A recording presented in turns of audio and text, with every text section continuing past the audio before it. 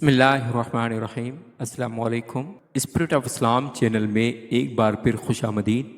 عزیز طلبہ، گزشتہ 2 ویڈیوز میں ہم نے فیڈرل بورڈ کی جماعت نہم کی اسلامیات کی نئی کتاب کے لیکچرز کے حوالے سے کتاب میں موجود باب اول قرآن مجید و حدیث نبوی صلی اللہ علیہ وآلہ وسلم کے سبق تعارف قرآن مجید کی بلند خوانی یعنی ریڈنگ کی تھی اور اسے آسان الفاظ میں سمجھا تھا۔ آج کے اس لیکچر میں کتاب میں موجود اس سبق کے قصیر انتخابی سوالات یعنی MCQs، مختصر سوالات کے جوابات اور تفصیلی سوالات کے جوابات کو سمجھیں گے۔ اگر آپ نے اس سبق کی پچھلی ویڈیوز نہیں دیکھی تو اس کا لنک آپ کو ڈسکرپشن میں مل جائے گا۔ آپ اس لیکچر کو دیکھ لیں گے تو آپ کو سوالات کے جوابات کو سمجھنے میں آسانی ہوگی۔ اس سے پہلے کہ سبق کا آغاز کریں، اگر آپ نے ہمارا channel spirit of Islam subscribe نہیں کیا تو چینل کو سبسکرائب کر لیجئے، ویڈیو کو شیئر کیجئے اور ساتھ لگے بیل آئیکن کو بھی دبا لیجئے تاکہ آپ کو آئندہ بھی اس طرح کی ویڈیوز کا نوٹیفیکیشن ملتا رہے۔ میں سوال نمبر 1 ہے، مناسب ترین جواب پر ٹک کا نشان لگائیں۔ یہ کثیر انتخابی سوالات ہیں جن کو MCQs کہا جاتا ہے، جس میں 4 آپشن ہیں۔ درست آپشن کا چناؤ کر کے اس کے جواب پر ٹک لگایا جاتا ہے۔ پہلا سوال ہے، قرآن مجید نازل ہوا آپشن الف عربی زبان میں، آپشن بے فارسی زبان میں، آپشن جیم عبرانی زبان میں، آپشن دال لاطینی زبان میں۔ اس کا درست جواب ہے آپشن الف عربی زبان میں۔ دوسرا سوال ہے، قرآن مجید کا سب سے بڑا اعجاز ہے کہ آپشن الف کائنات میں اس جیسا کوئی اور کلام نہیں ہے، آپشن بے اس کے سارے حفاظ موجود رہے ہیں، آپشن جیم اس میں عقل والوں کے لیے نشانیاں ہیں، آپشن دال اس میں تمام بیماریوں کے لیے شفا ہے۔ اس کا درست جواب ہے آپشن الف کائنات میں اس جیسا کوئی اور کلام نہیں ہے۔ تیسرا سوال ہے، قرآن مجید کا بنیادی موضوع ہے آپشن الف انسان، آپشن بے جن، آپشن جیم حیوان، آپشن دال ملائکہ۔ اس کا درست جواب ہے آپشن الف انسان۔ چوتھا سوال ہے، قرآن مجید کی آیت کے مطابق قرآن مجید نصیحت ہے، آپشن الف تمام مسلمانوں کے لیے، آپشن بے تمام جہانوں کے لیے، آپشن جیم تمام انسانوں کے لیے، آپشن دال تمام پڑھنے والوں کے لیے۔ اس کا درست جواب ہے آپشن دال تمام پڑھنے والوں کے لیے۔ اس کے بعد سوال ہے، حضرت ابوبکر صدیق نے کس صحابی کو جمع و تدوین کی ذمہ داری سونپی؟ آپشن الف حضرت انس رضی اللہ تعالیٰ عنہ، آپشن بے حضرت عبداللہ بن عمر رضی اللہ عنہ، آپشن جیم حضرت زید بن ثابت رضی اللہ عنہ، آپشن دال حضرت عبداللہ بن عباس رضی اللہ عنہ۔ اس کا درست جواب ہے آپشن جیم حضرت زید بن ثابت رضی اللہ عنہ۔ اس کے بعد سوال ہے، جامع القرآن کس صحابی کا لقب ہے؟ آپشن الف حضرت سعد بن ابی وقاص رضی اللہ عنہ، آپشن بے حضرت عبد الرحمن بن عوف رضی اللہ عنہ، آپشن جیم حضرت عثمان بن عفان رضی اللہ عنہ، آپشن دال حضرت ابو ہریرہ رضی اللہ عنہ۔ اس کا درست جواب ہے آپشن جیم حضرت عثمان بن عفان رضی اللہ عنہ۔ عزیز طلبہ، اس کے بعد چلتے ہیں کتاب میں موجود اس سبق کے مشقی سوالات کی طرف، جس میں پہلے مختصر سوالات ہیں۔ درج ذیل سوالات کے مختصر جواب تحریر کریں۔ سوال ہے، قرآن مجید کے لغوی اور اصطلاحی معنی بیان کریں۔ اس کا جواب ہے، سب سے پہلے ہیڈنگ دیں گے لغوی تعریف۔ لفظ قرآن قرأ یقرأ اقرا سے ماخوذ ہے، جس کے لفظی معنی پڑھنے کے بھی ہیں اور ایک چیز کو دوسری چیز کے ساتھ ملا کر جمع کرنے کے بھی ہیں۔ جب ایک حرف کا دوسرے حرف کے ساتھ ملا کر تلفظ کیا جائے تو اس کو قرات یعنی پڑھنا کہتے ہیں۔ قرآن مقرو یعنی اس میں مفعول کے معنی میں بھی استعمال ہوتا ہے۔ اس صورت میں اس کا مطلب ہے وہ صحیفہ جو پڑھا جاتا ہے۔ کلام اللہ کو قرآن اسی معنی میں کہا جاتا ہے، یعنی پڑھی جانے والی کتاب۔ اس کے بعد ہیڈنگ دیں گے اصطلاحی تعریف۔ قرآن مجید کی اصطلاحی تعریف ان الفاظ میں کی گئی ہے، یہ اللہ تعالیٰ کا وہ معجزاتی کلام ہے جسے حضرت محمد رسول اللہ صلی اللہ علیہ وآلہ وسلم پر عربی زبان میں نازل کیا گیا، جو تحریری صورت میں ہم تک تواتر سے پہنچا ہے۔ اس کی تلاوت عبادت کا درجہ رکھتی ہے۔ اس کے بعد سوال ہے، قرآن مجید ہر قسم کی تحریف سے پاک کیسے ہے؟ اس کی ہیڈنگ دیں گے قرآن مجید تحریف سے پاک محفوظ کتاب۔ قرآن مجید سے پہلے کئی الہامی کتابیں نازل ہوئیں، لیکن آج وہ اپنی اصلی صورت میں موجود نہیں، ان میں تحریف ہو چکی ہے۔ جبکہ قرآن مجید کی یہ خصوصیت ہے کہ وہ اول روز سے آج تک اپنی اصلی صورت میں محفوظ ہے اور انشاءاللہ قیامت تک محفوظ رہے گا، کیونکہ اس کی حفاظت کی ذمہ داری خود اللہ تعالیٰ نے لے رکھی ہے۔ قرآن مجید اہل ایمان کے سینوں میں اور تحریری طور پر مصاحف کی شکل میں 1400 برس سے زائد مدت سے محفوظ ہے اور اس میں آج تک کوئی تبدیلی نہیں ہوئی۔ اللہ تعالیٰ کا ارشاد ہے، انا نحن نزلنا ذکر و انا لہ لحافظون۔ یہ سورۃ الحجر کی آیت نمبر 9 ہے، جس کا ترجمہ ہے بے شک ہم ہی نے اس ذکر یعنی قرآن کو نازل فرمایا ہے اور بے شک ہم ہی اس کی ضرور حفاظت فرمانے والے ہیں۔ اس کے بعد ہیڈنگ دیں گے تحریف۔ تحریف سے مراد متن میں یعنی ٹیکسٹ میں کسی بھی قسم کی وہ تبدیلی ہے جس سے معنی و مفہوم تبدیل ہو جائے۔ اس کے بعد تیسرا سوال ہے قرآن مجید کی فضیلت کے بارے میں کسی حدیث مبارکہ کا ترجمہ لکھیں۔ کا جواب ہے نبی کریم صلی اللہ علیہ وآلہ وسلم نے فرمایا اقرأ القرآن فإنه یأتی یوم القیامت شفیعا لأصحابہ۔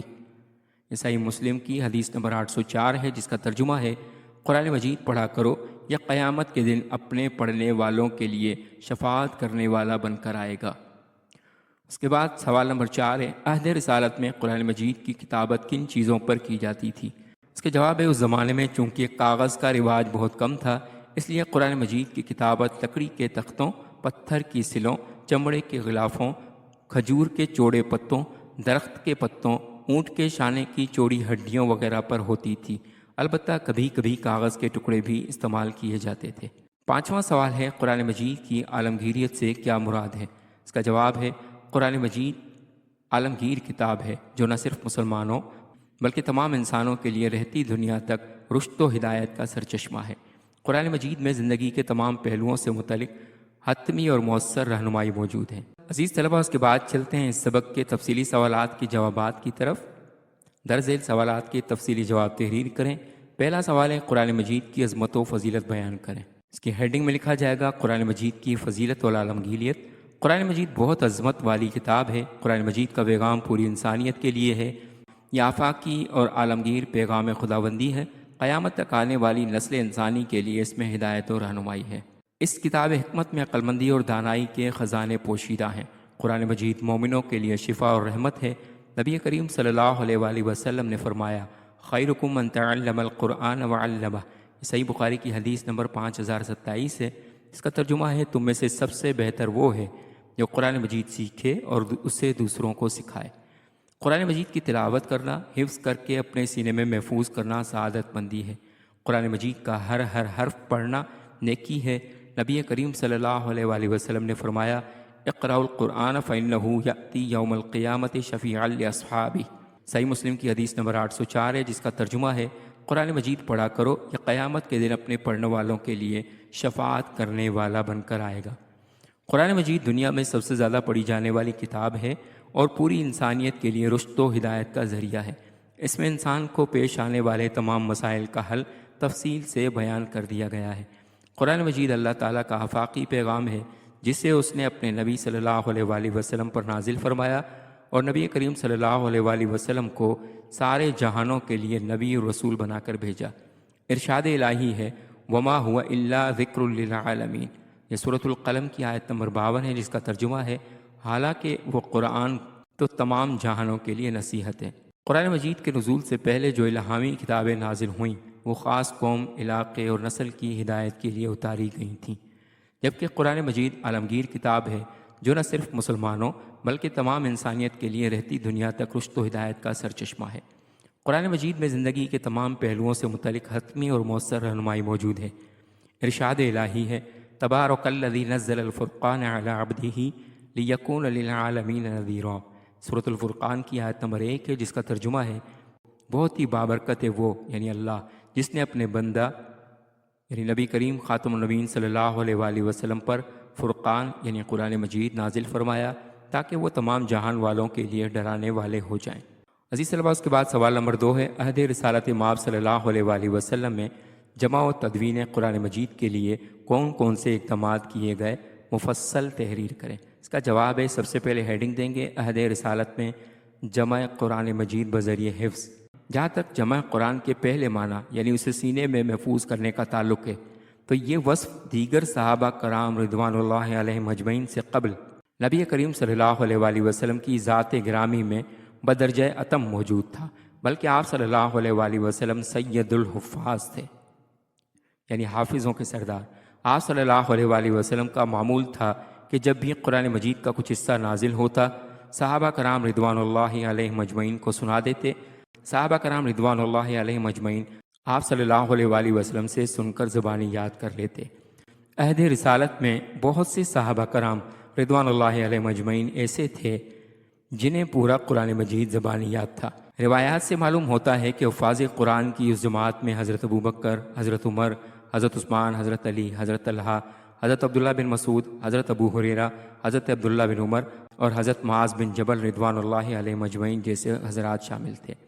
ان کے علاوہ بھی بے شمار صحابہ کرام رضوان اللہ علیہ مجمعین ایسے تھے جنہوں نے پورا قرآن کریم یاد کر رکھا تھا۔ ارشاد الہی ہے، بل ہوا آیات بینات فی صدور الذین اوتوا العلم، سورۃ العنکبوت کی آیت نمبر 49 ہے، جس کا ترجمہ ہے بلکہ یہ تو واضح آیات ہیں، ان لوگوں کے سینوں میں محفوظ ہیں جنہیں علم عطا کیا گیا ہے۔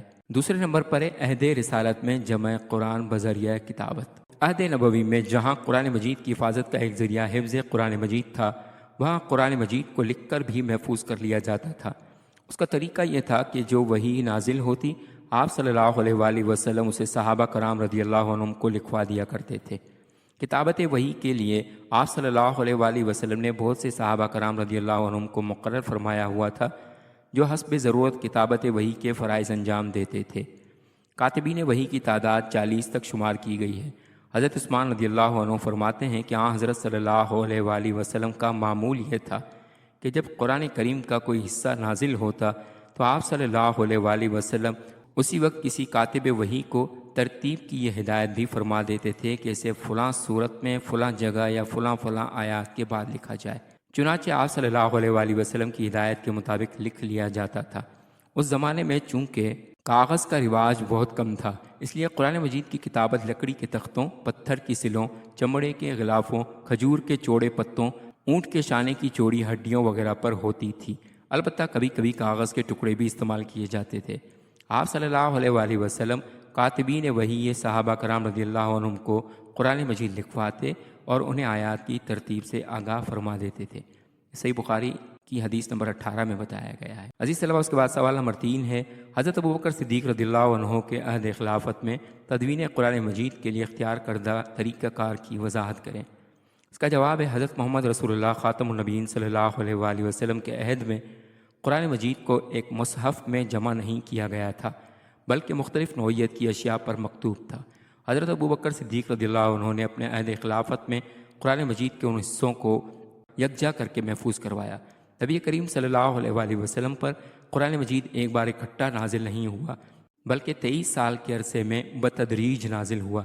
آپ صلی اللہ علیہ وآلہ وسلم نے حفظ اور کتابت سے اس کو محفوظ فرما دیا۔ صحابہ کرام رضوان اللہ علیہ مجمعین نے اس کو اپنے سینوں میں محفوظ کیا۔ حضرت ابوبکر صدیق رضی اللہ عنہ کے عہد خلافت میں جھوٹے نبی اور منکرین زکوٰۃ کے خلاف جنگی اقدامات کیے گئے، جن میں کئی حفاظ اور قرآ صحابہ کرام رضی اللہ عنہم شہید ہو گئے۔ اس بات کا خدشہ تھا کہ کثیر تعداد میں حفاظ کی شہادت سے کہیں قرآن مجید محفوظ نہ رہ سکے۔ چنانچہ حضرت ابوبکر صدیق رضی اللہ تعالیٰ عنہ نے حضرت عمر فاروق رضی اللہ تعالیٰ عنہ کے مشورے کو قبول کرتے ہوئے حضرت زید بن ثابت انصاری رضی اللہ تعالیٰ عنہ کو ایک مصحف میں قرآن مجید جمع کرنے کا حکم دیا۔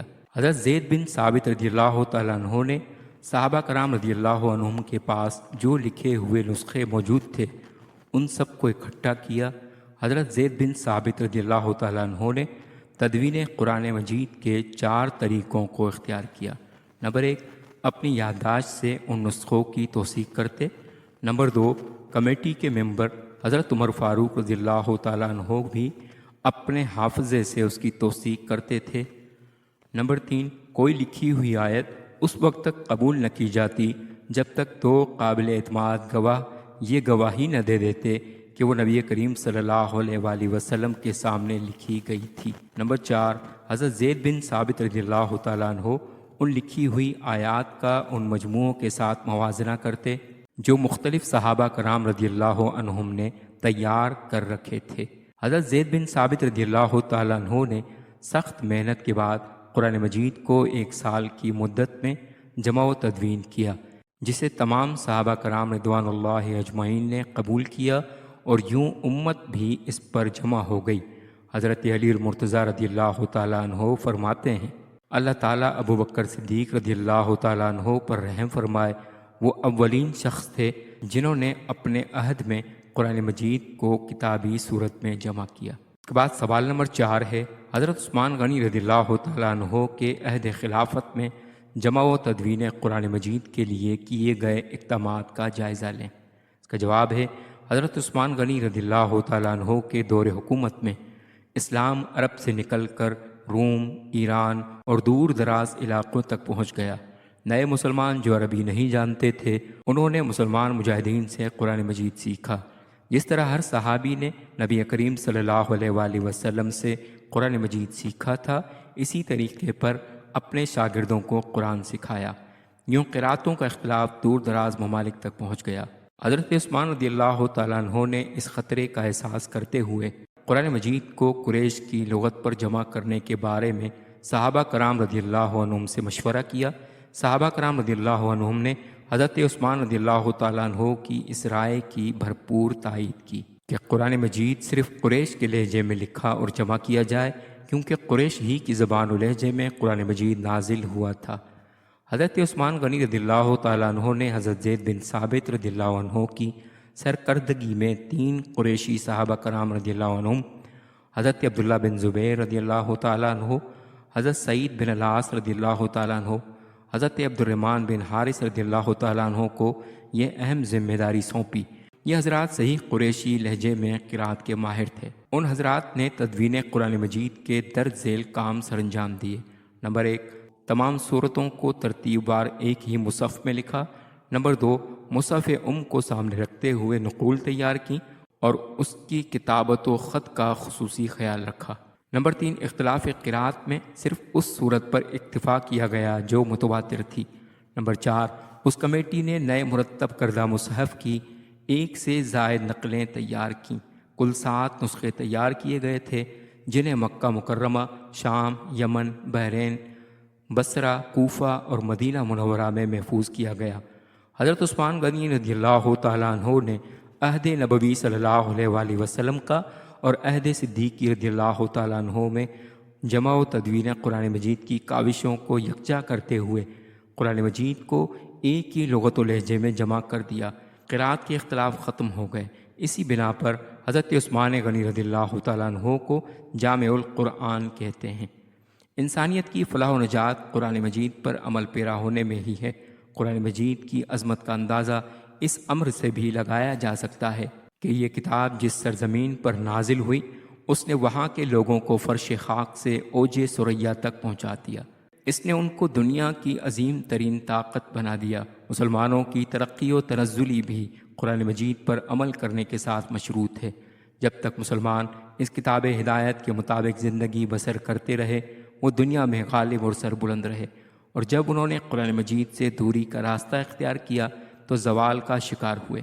شاعر مشرق علامہ محمد اقبال رحمۃ اللہ علیہ نے فرمایا، وہ معزز تھے زمانے میں مسلمان ہو کر، اور تم خوار ہوئے تارک قرآن ہو کر۔ قرآن مجید تمام علوم کا منبع و ماخذ ہے۔ اس کی تعلیمات کی عملی تصویر نبی پاک صلی اللہ علیہ وآلہ وسلم کی حیات طیبہ ہے۔ ہمیں چاہیے کہ ہم نہ صرف خود قرآن مجید کے مطالب و مفاہیم کو سمجھنے کی کوشش کریں بلکہ نبی کریم صلی اللہ علیہ وآلہ وسلم کے اسوہ حسنہ پر کاربند ہوں تاکہ دنیا و آخرت میں کامیاب و کامران ہو سکیں۔ عزیز طلبہ، امید ہے کہ آپ کو آج کا لیکچر پسند آیا ہوگا۔ اگر آپ کو لیکچر پسند آیا تو چینل کو سبسکرائب کر لیجئے اور بیل آئیکن کو بھی دبا لیجئے تاکہ آپ کو آئندہ بھی اس طرح کے مزید لیکچرز ملتے رہیں۔ ملتے ہیں اگلے لیکچر میں، تب تک والسلام علیکم ورحمۃ اللہ وبرکاتہ۔